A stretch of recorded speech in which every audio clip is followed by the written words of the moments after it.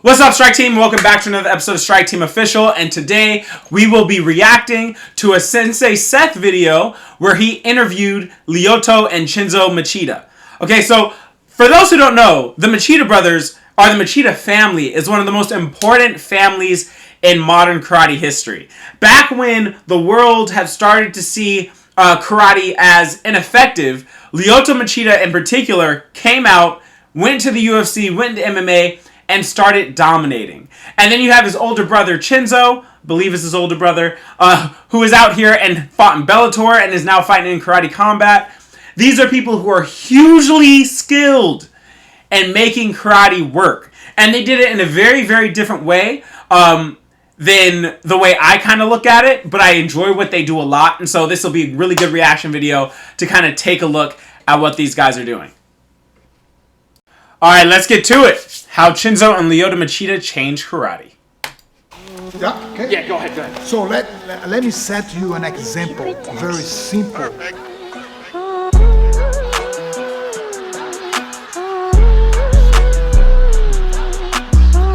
The Machida brothers are two of the most successful karate practitioners in martial arts. However, they had to make some key adjustments to their karate to make sure they found that success. Today we are going to be breaking down with Shinzo and Lyoto Machida, can't believe I just said that, the way they changed their karate in sport and life for the better.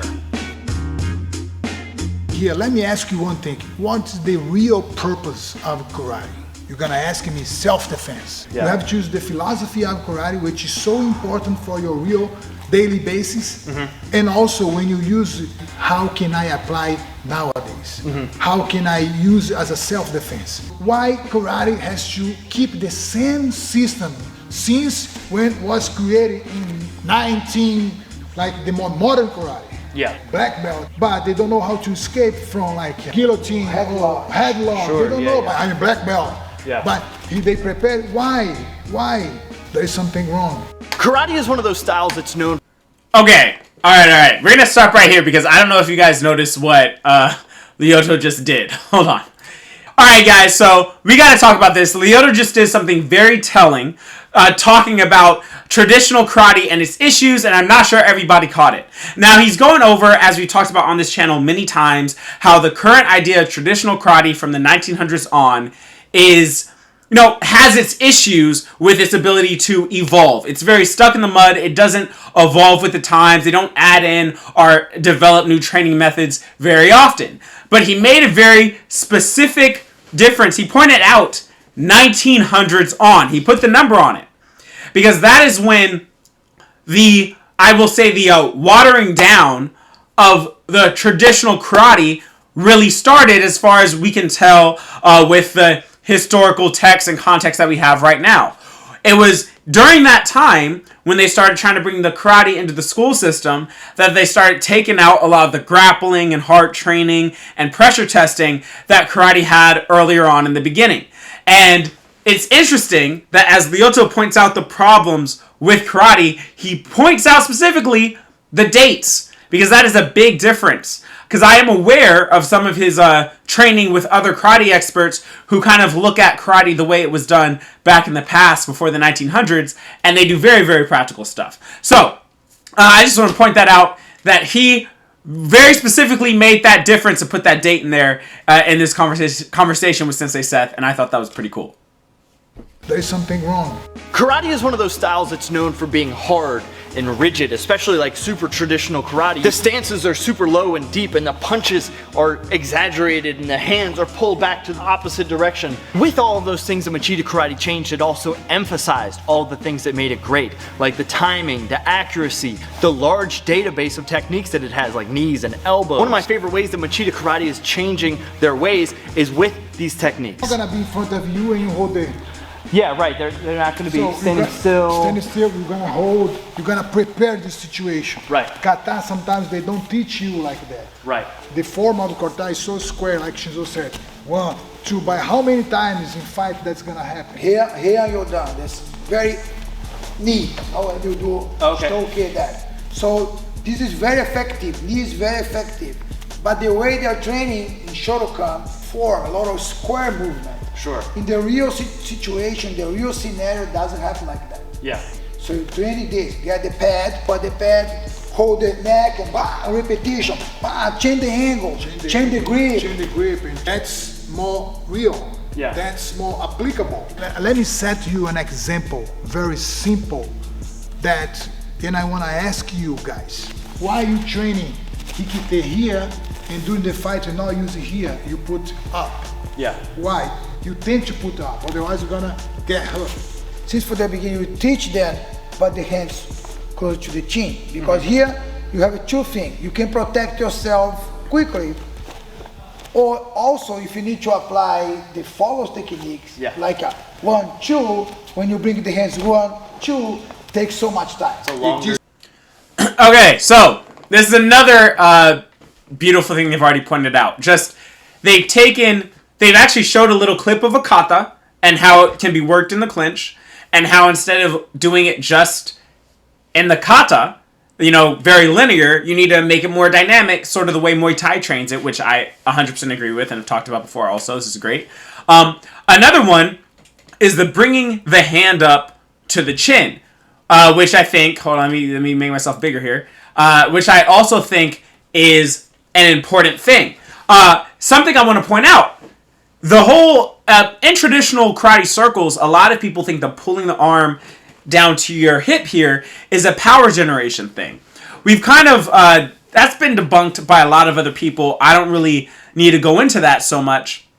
What this actually is, the name for this in Japanese is hikite. It means pulling hand, right? So in a street fight, if you watch street fights, you have a guy who grabs someone's shirt and he pulls them and he's like, "Dah!" Kind of like that.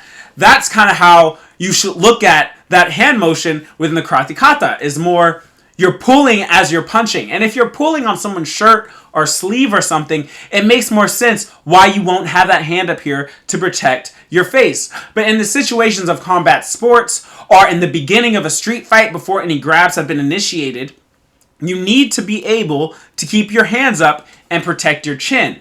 And I think that's something that is very undertaught in the most traditional of schools. Obviously, this is something that at this point a lot of people have started throwing in, but maybe not understanding why those differences exist. And I think it's also, again, with the Machida school, they're very focused on combat sports, so it makes absolute sense that they're doing it the way they're doing it. And I actually am relatively sure that Machida understands that was a pulling hand and stuff. I know he knows that. So, yeah, again, I just want to point that out. Great stuff so far.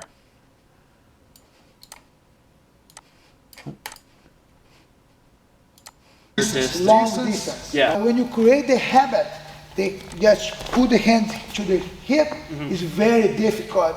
In the fight, you're gonna put the hands here.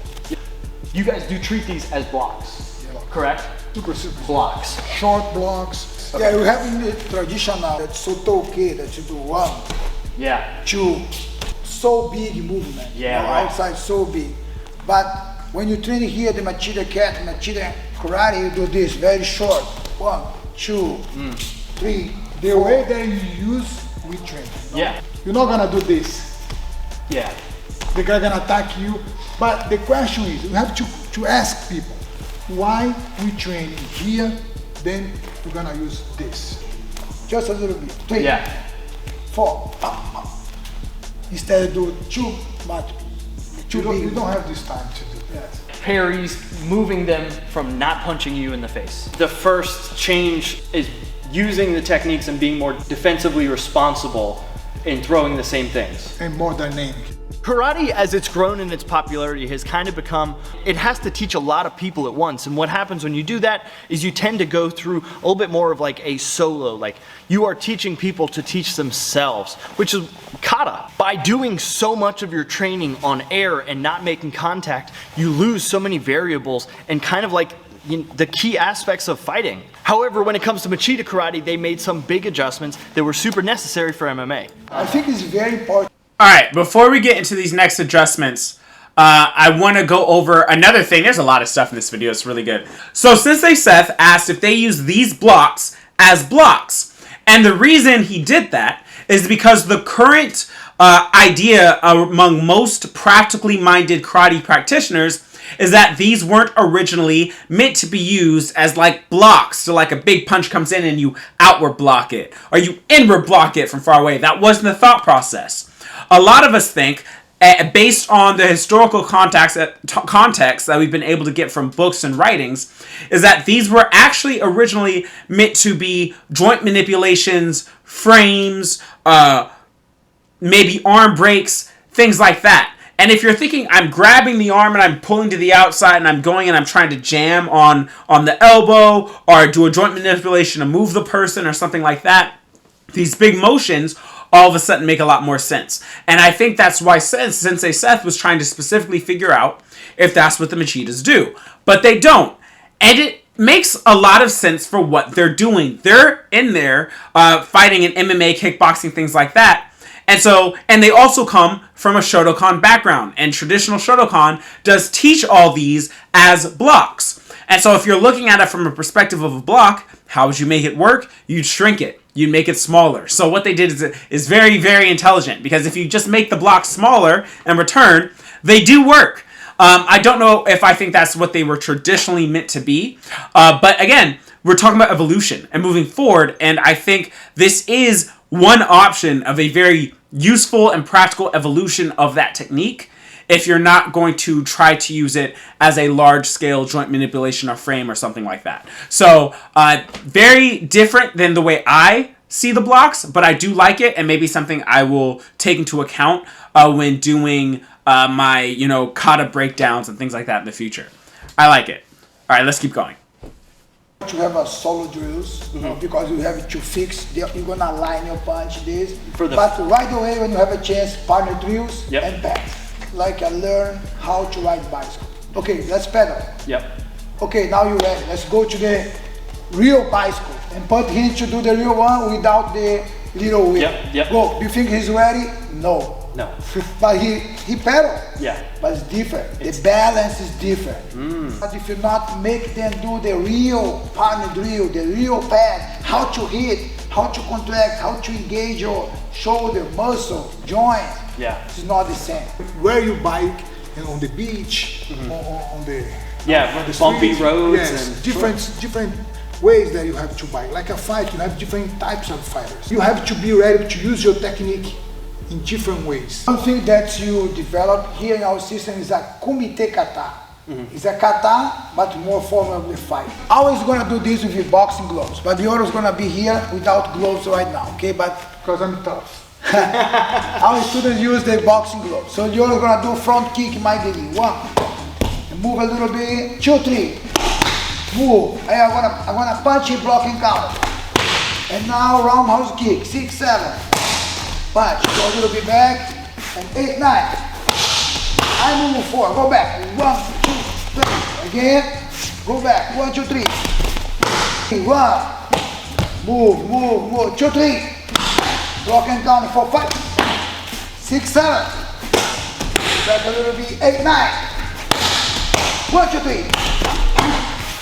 So that's kind of training for the situation. They're gonna use the distance, footwork, all time to block and counter. You don't create right now. Yeah, right. It's already set. But it's a different situation. It's the setting, but it's also there's time in between. Like not every single repetition is exactly the same. You're right.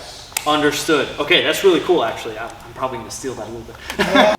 Dude, for real. Like, why is it karate is not more heavily using pad work? I mean, we have started. I'm not going to say we're not using pad work. A lot of karate schools are using pads now. But not in the level of flow kind of drills that these guys are doing. You see a lot of taekwondo pads and stuff like that. But not this. This is how you learn to fight. By drilling it in more realistic ways. Yes! When it comes to tradition, change can be something that is kind of like frowned upon in a lot of ways. Karate is no different. And whenever you have those concrete structures and traditions that karate has, it kind of takes a little bit more effort to break through them or to make that change in the first place. So whenever that happens, it's usually pushed by something pretty important. And my big question was, what pushed that change? How did this variation of karate come to be? The way that you train, the way that you're gonna apply. So you can see a bunch of karate guys they move backward like that. Yeah. Like desperate. We felt that. We felt that we need to change something. We come from... I just want to stop. That was me. That was me when I started running back all desperate. 100% me. All right, continue. Traditional karate, Shotokan karate. So when you go into MMA and you did spar against Muay Thai guy, the boxing guy, you felt a lot of disadvantage. Yeah. Because you do one and the guy one and counter you how to defend yourself. Sure. So you have to adapt that. Then when we start change, it was a game change for us. Everything changed because now we were able to control the distance.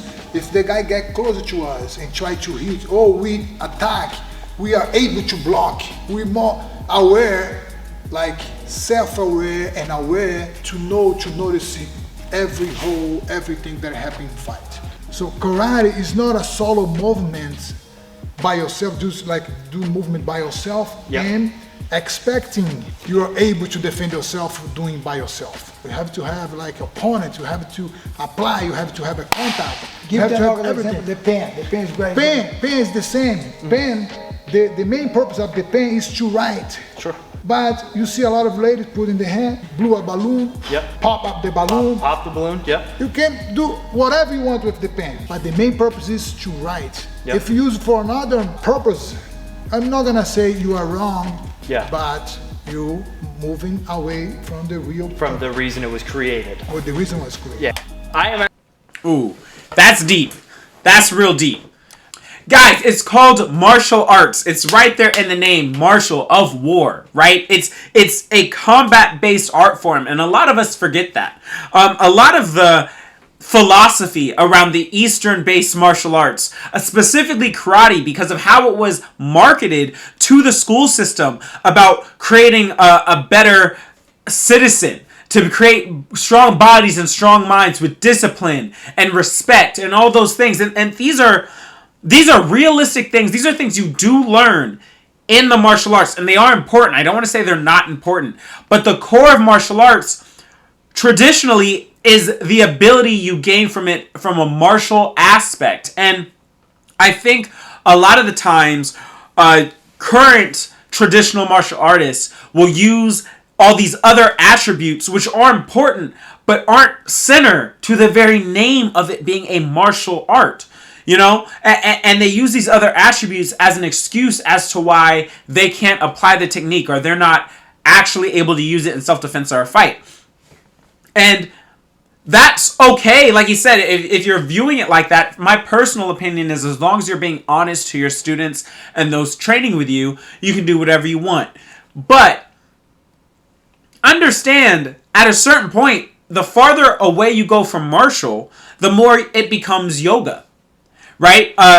Certain yoga practices have a lot of the same positive benefits you can get from martial arts. Right? It can become like a dance class. You want to get in shape and get a good, strong body? Go learn dance. You know what I mean? Like there's other things that can do it. The thing that makes us a martial art primarily is that martial aspect. And I think it's really important that we don't forget that. And while we can, take these other ideas and have them have strong importance, like specifically as you go out into life, self-defense, you might never use it. And these other aspects that you learn in martial arts might have a much larger value on your life overall. Like I said, that is still important. But we shouldn't forget the martial aspect within our training, or we're no longer really doing martial arts. All right, let's continue. I'm actually attending a seminar of theirs tomorrow, which talks about a lot of these concepts about adding the different variables to karate to make it a whole style. You can find a website to get more information on that. You can find their YouTube, their Instagram. That stuff will be, if you just click the button, it's right there. Oh, that was it. Awesome. That was it. And of course, do you guys want to do the honor? Subscribe. Or I kick you. You go ahead. Somebody kick him. All right, kick you. All right, end of the video. Absolutely great video from the Machida brothers, breaking down how they use their karate and what they've done to change it and make it work. Absolutely hits a lot of really important points on what karate needs to do to be practical, specifically in that competition area. And I really enjoy everything these guys do. If I can find more stuff about them breaking down how they do karate, I'll definitely review it. Guys, if you like this video, please let me know in the comments down below. If you have any comments, questions, concerns, anything, let me know. I want to know what you guys are enjoying here on my channel. I know, like I said, I've been gone. I'm trying to get back and be more consistent in my posting. So please hit the notification bell, as well as your liking and subscribing. Notification bell, okay? So that you are notified when I'm able to post next. Because, like I said, I'm not super consistent right now, even though I am trying to be. So please, guys, I appreciate it. And I will talk to you guys next time. Peace.